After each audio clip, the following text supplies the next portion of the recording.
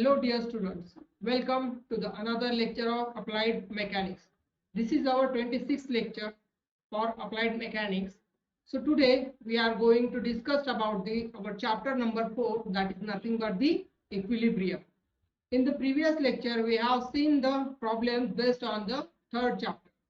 So today we are going to start our new chapter, that is nothing but the equilibrium. So let's go to this chapter.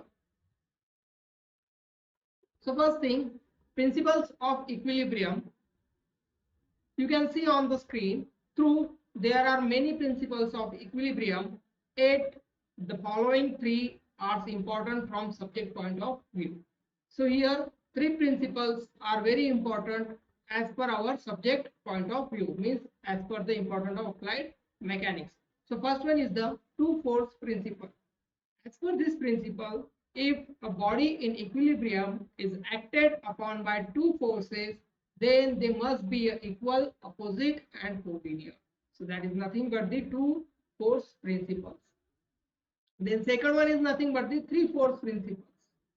So in the three force principles, you can see here, as per this principle, if a body is in equilibrium, is acted upon by three forces, then the resultant of any two forces must be equal and opposite and collinear with the third force. And the third one is nothing but the four force principle. So as per this principle, if body is in equilibrium, is acted upon by four forces, then the resultant of any two forces must be equal, opposite and collinear with the resultant of the other two forces. So these are the three principles. So you have to just overview on it. This is not that much important as per our subject point of view.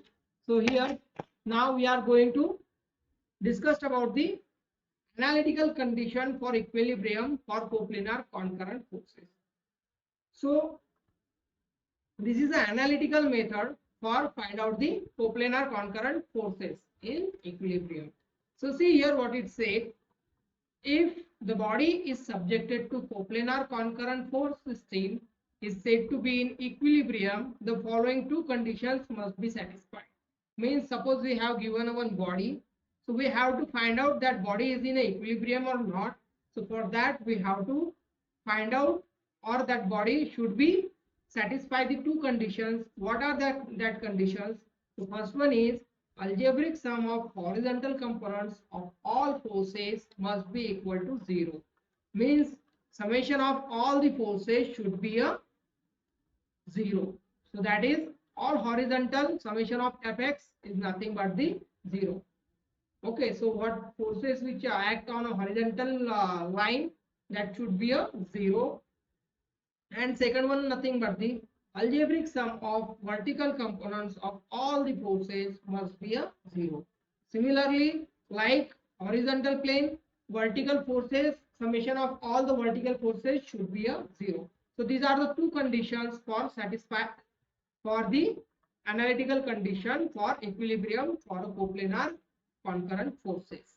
Okay, now let's see the another analytical condition for equilibrium of coplanar non-concurrent forces. So first condition is first two condition is for concurrent forces, and now this is for the non-concurrent forces. So what it said, if the body is subjected to coplanar non-concurrent force system is said to be at rest or in equilibrium, then the following three conditions must be satisfied. So for finding out the body is a equilibrium or not, and it has a coplanar non-current or not. So for that we have to find out the the body has been satisfied the three conditions. Which three conditions are? So first one is as the similar of the previous one, that is nothing but the algebraic sum of horizontal components of all the forces acting on a body must be equal to 0. Means summation of fx should be a 0. Means all the horizontal forces should be 0. And second one is similar as a coplanar concurrent, that is nothing but the algebraic sum of vertical components. Here do one correction, this is not a horizontal, Here is the vertical components of all the forces acting on body must be equal to 0. Means what forces which act on a vertical planes, that should be a 0. And also here one term is additional, that is nothing but the algebraic sum of moment of all the forces at any point of body must be equal to 0. Means moment about that body, it should be a 0. So this is the additional for the non-concurrent coplanar force. So now let's see the Lami's theorem, what it said. This is very important concept in this chapter. This is very important. Mostly maximum time this theorem is asked in your examinations. Okay. So what is the definition of Lami's theorem? It says if three coplanar forces acting at a point, suppose here you can say if three coplanar forces. So which three coplanar forces are? One is the P, second one is the Q, and third one is the R. So these are the three coplanar forces, right? Is proportional to the sine of angle between other two. So here you can see this P and R. P is a proportional to sine alpha, then R is proportional to other two forces, that is alpha, that is the sine alpha, and Q is proportional to the sine beta with the other two forces. Okay, so mathematically we can write this like P, that is the force P, divided by with the proportional of force Q and R angle. So here force Q and R angle is alpha. So here is the sine alpha. After that, Q force is proportional with beta, and this is the two angles P and R, right? So here Q upon sine beta, and the third one is R divided by gamma, that is R sine of gamma. Okay, so where you can see here P, Q and R are three forces, and alpha, beta, gamma are the angles as shown in figure. Okay, so you can see here P, Q and R is the forces, and alpha, beta, gamma is the angles. So now you can see here limitation of conditions for applying Lami's theorem. So what are the limitations for Lami's theorem? You can see here first one is there are the three limitations. First one is there should be a three forces acting on a body. Second one, these forces should be concurrent, that is acting at a same common point. And the third one is nothing but these three forces acting on a body should keep the body in equilibrium. So these are the limitations for the Lami's theorem. So now see here free body and free body diagram. So what is free body and free body diagram? So an isolated body separated from all other connected bodies or surface is called as the free body. Means isolated body separate from or other connected bodies. Suppose the body which are separated from the other connected bodies, that is nothing but the free body. And what is free body diagram? So the diagram by which two or more bodies in contact can be separated from their surrounding is called as free body diagram. So let's discuss it. Note, you have to remember one thing here. Reaction always goes normal at the plane of contact. Where your body is in contact, your reaction should be from there. Okay. So first note, free body diagram for sphere kept on horizontal surface as shown in figure. So you can see here, suppose this is your sphere and this is your contact surface, right? So here point of contact is, this is horizontal surface and this is sphere. So here your horizontal surface is in contact, right? So from here your reaction should be. So here you can say this is the self weight of that body, and you very well know self weight is always towards the downward. So here is W, the body self weight, and this is nothing but the reaction of that body, because this surface is in a contact. So where your body is in contact, from there you have to take a reaction. So you can represent these reactions like this. So your R is going towards the upward and the weight is going towards the downward. So you can represent this figure like this also. So here R is nothing but normal reaction and W is weight of the sphere. Okay. So now let's see FBD for sphere kept in a notch or in a between two inclined surfaces. So here you can see the FBD is in also here is in a notch surface. This is the notch and your body like this. So you can resolve this body like the below body like this. Okay. So first step 1, separation of body from all other connected bodies of the surface. So this body is connected here and here, right? So we have to separate this from these two. So here is your body and this is the self weight of that body W, and we have separate that body from both points. Now this is your contact point. So here is your one reaction and means here is your one reaction and here is your second reaction. So one reaction is here and another reaction is here. So now we can represent these reactions like this in figure 3. So here your reaction RA, that is the first reaction with A point, and here is the B point. Then your reaction RB, which is here, right? And this is your self weight W. Okay.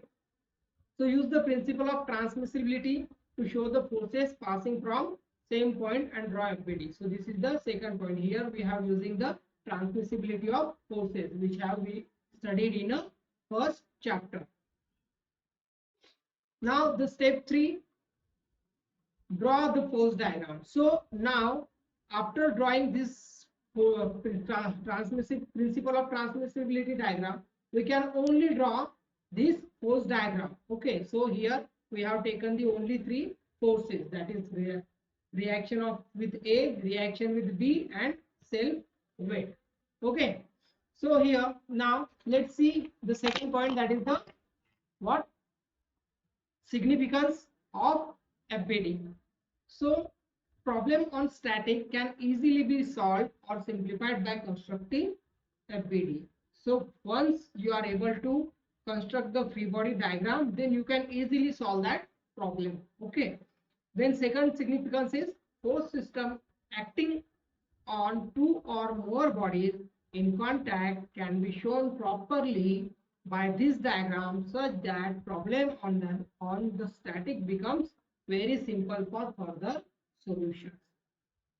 So for that you can see here is our first body, that is nothing but here is the ceiling or one surface where our string is attached. This is the string and this is string, and on this string we have a ball attached with that string here, right? This is your ball, that weight is nothing but 150 Newton. Okay, and this is the your force, that is nothing but P, and here is the angle 120 degree. Now we can represent this body like this, means this is our force diagram. So you can, this is the tension in this body, right?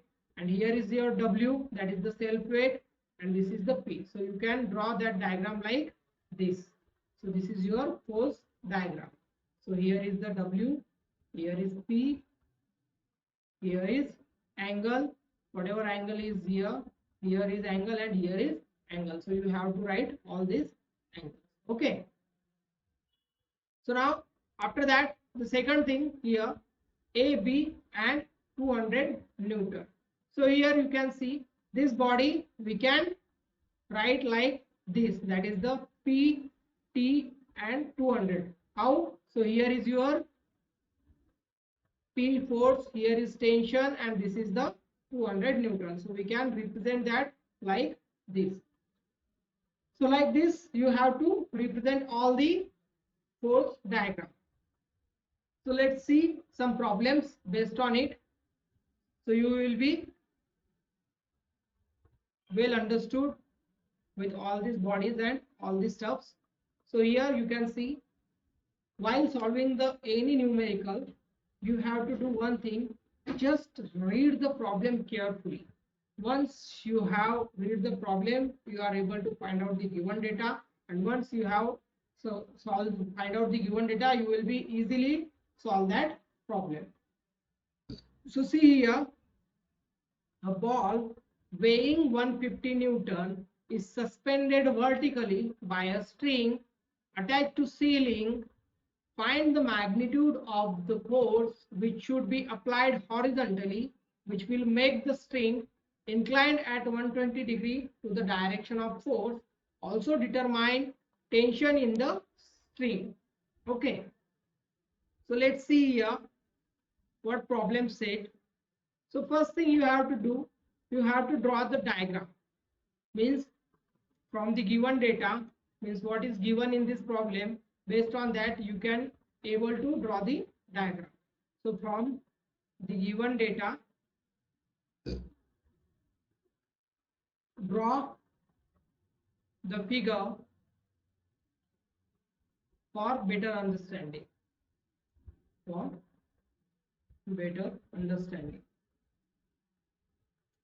Okay, so we have to draw the figure based on it. So what problem said? A ball weighing 150 Newton. So we have given one ball which is weighing a load 150 Newton vertically by a string attached to ceiling. So one string is there and that string is attached with the ceiling, and we have to find out the magnitude of force which should be applied horizontally. So force is given to us, that is on a horizontal line, and that string is inclined 120 degree. So here this is your ceiling, right? So on this ceiling you have one string, and this string is attached a horizontal force P with 120 degree, that is given to you. And here on this string one another string is there, and here your ball is attached. So this ball is nothing but the 150 Newton. Okay, so these two are the strings, these are the strings, and this is the force P. So this is your given body. Now what our step first said, you have to draw the free body diagram. So to draw free body diagram, so step 1, what it said, to draw free body diagram. In this problem I have given you some point here, but from the next problem you don't write that point, that is only for your understanding. So here draw the free body diagram as shown in figure. Let T is nothing but the tension. So here we have not since draw the free body diagram. Your free body diagram will be, here is the tension, here is the P, and here is our weight W. So we can draw the force diagram, means free body diagram, like this. This is your string, this is your force P, and this is a weight. So this is W is equal to how much? 150 Newton. This is P and this is P. So this is your force diagram, or you can say free body diagram. So here angle is a 120 degree, this is a 90 degree, right? And circle is a of 360. So remaining is the how much? 120 plus 90, that is nothing but 210, and remaining is 150, is 360. So this is your free body diagram. So now we can see here, draw the free body diagram as shown in figure, like this. You have to draw the free body diagram. Here you can say let T is nothing but the tension in the string, and P be the force applied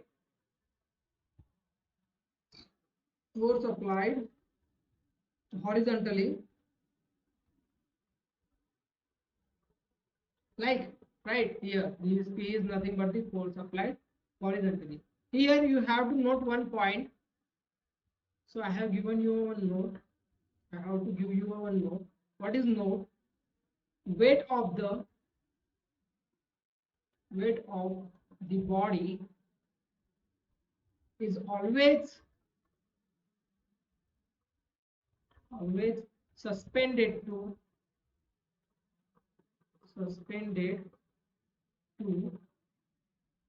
vertically downward,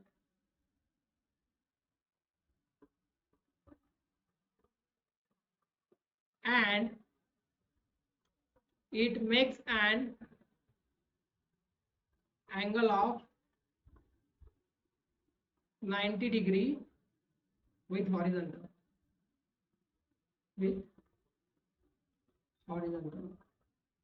So this is the important note.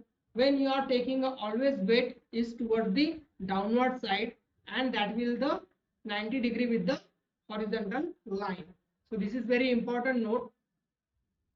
So now our step 1 is complete. We have draw the free body diagram. Now second thing we have to do, that is nothing but the apply Lami's theorem. So here step 2. What step 2 said? To apply Lami's theorem. So we have to apply Lami's theorem.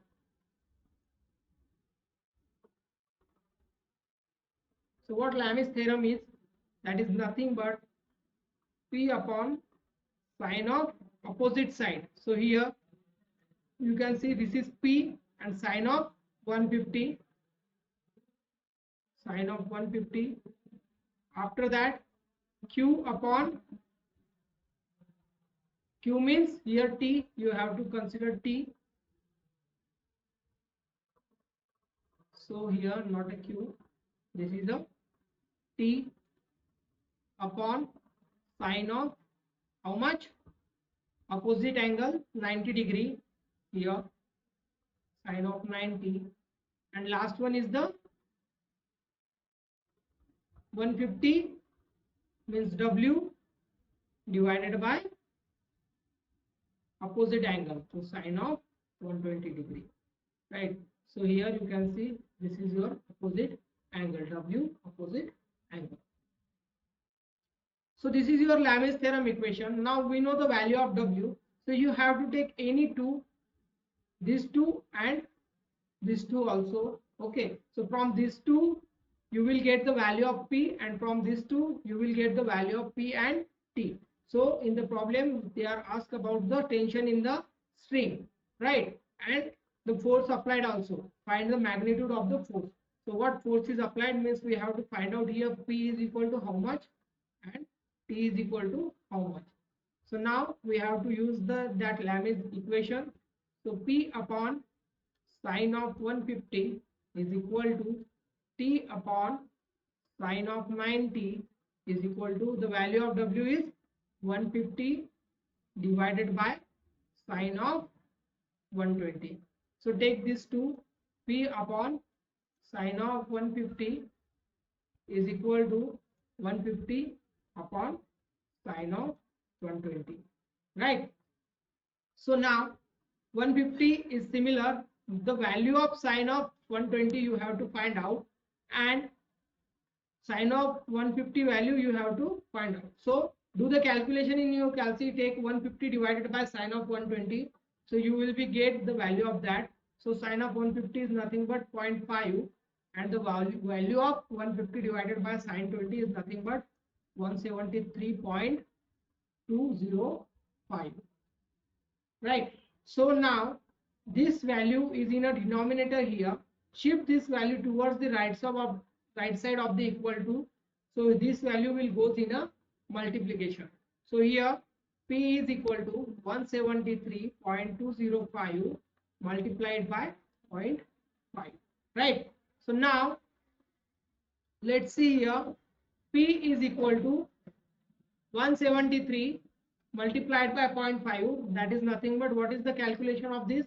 Do this calculation in your calc. The value should be your answer. That is nothing but 86.60 Newton. So this is the magnitude of the force.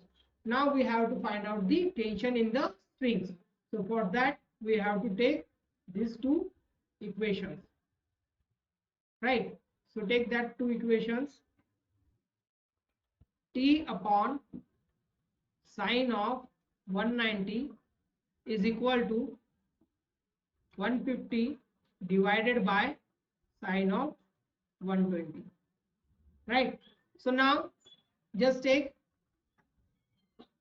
find out the value of sine of 190 and value of, so sorry, here is not a 190, this is only 90, okay, and this is 150 divided by 120. So find out the value of this term and this term. So you will get the value.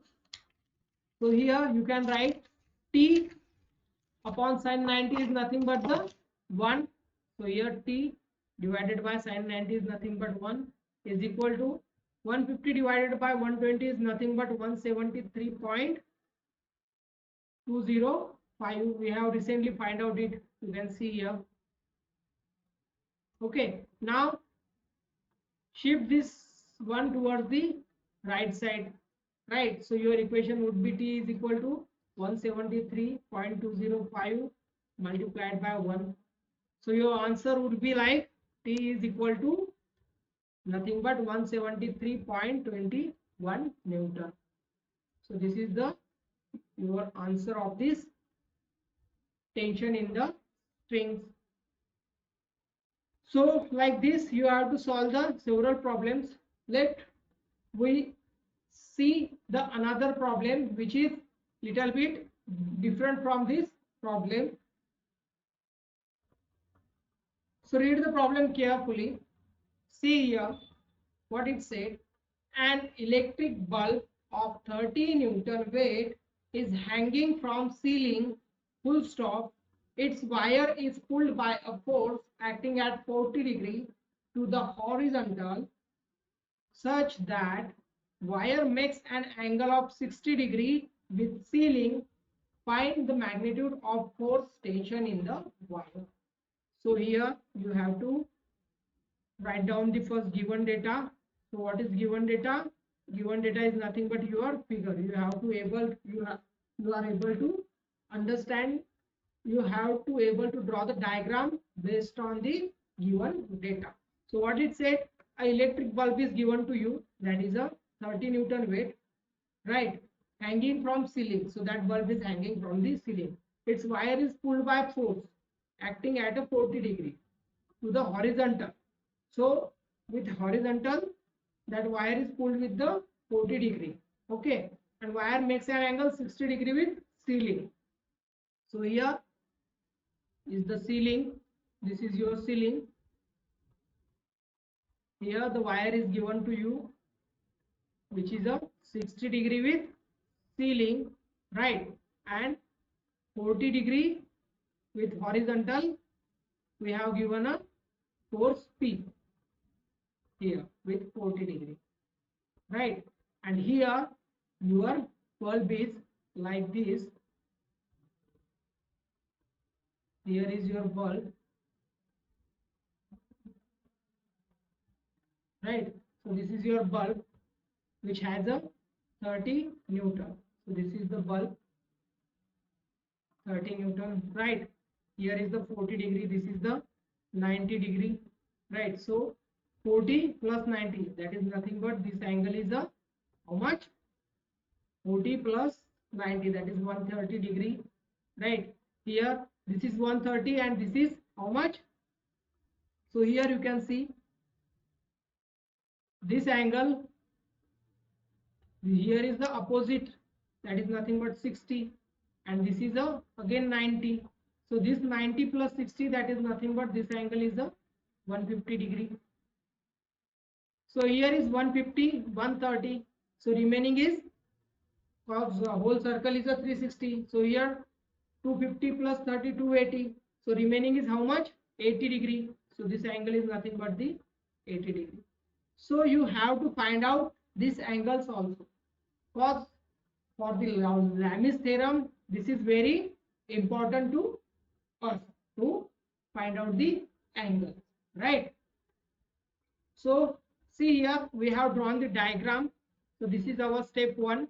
Now step 2, what we have to draw the free body diagram. So just we have draw the diagram here.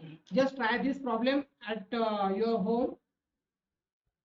So we will discuss it in the next lecture. Thank you.